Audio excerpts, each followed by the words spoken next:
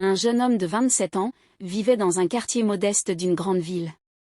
Depuis son plus jeune âge, il rêvait de quitter la pauvreté et de bâtir une vie meilleure. Il travaillait comme vendeur dans une petite boutique de vêtements, mais son maigre salaire ne suffisait pas à nourrir ses ambitions.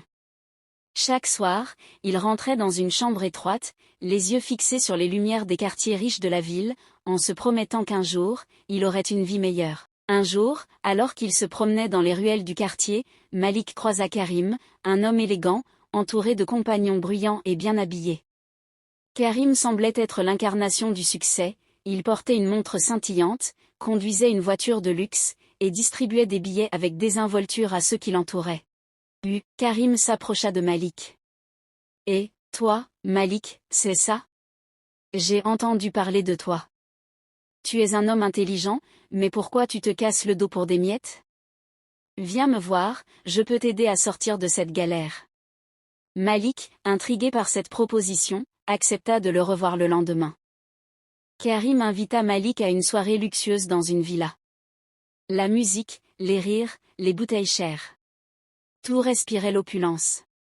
Karim lui expliqua qu'il avait fait fortune dans des affaires discrètes, sans entrer dans les détails. La vie est un jeu, Malik. Ceux qui gagnent sont ceux qui osent. Malik, fasciné et désireux de quitter sa vie misérable, accepta de rejoindre son cercle. Il commença par des tâches simples, transporter des paquets, remettre des enveloppes. L'argent qu'il recevait était suffisant pour transformer sa vie. Il s'acheta des vêtements coûteux, loua un appartement moderne, et sentit enfin qu'il touchait du doigt ses rêves. Malik remarqua rapidement que Karim et son groupe ne se faisaient confiance qu'en apparence. Les disputes éclataient pour des sommes d'argent, et chaque sourire semblait cacher un couteau. Malik se sentait de plus en plus mal à l'aise. Mais il avait déjà plongé trop profondément dans cette vie. S'il s'éloignait, il savait que Karim ne lui pardonnerait pas.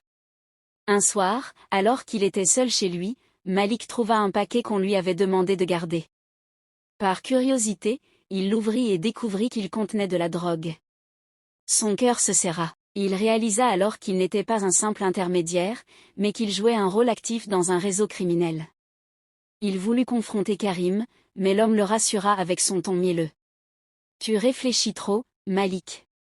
Tout le monde profite ici, toi aussi. Pourquoi gâcher ce que tu as pour des scrupules inutiles ? » Plus les mois passaient, plus Malik devenait un poids pour Karim. Malik posait des questions, refusait certaines tâches. Karim commença à le surveiller. Un jour, il surprit Malik en train de discuter avec un ancien ami d'enfance qui travaillait pour la police.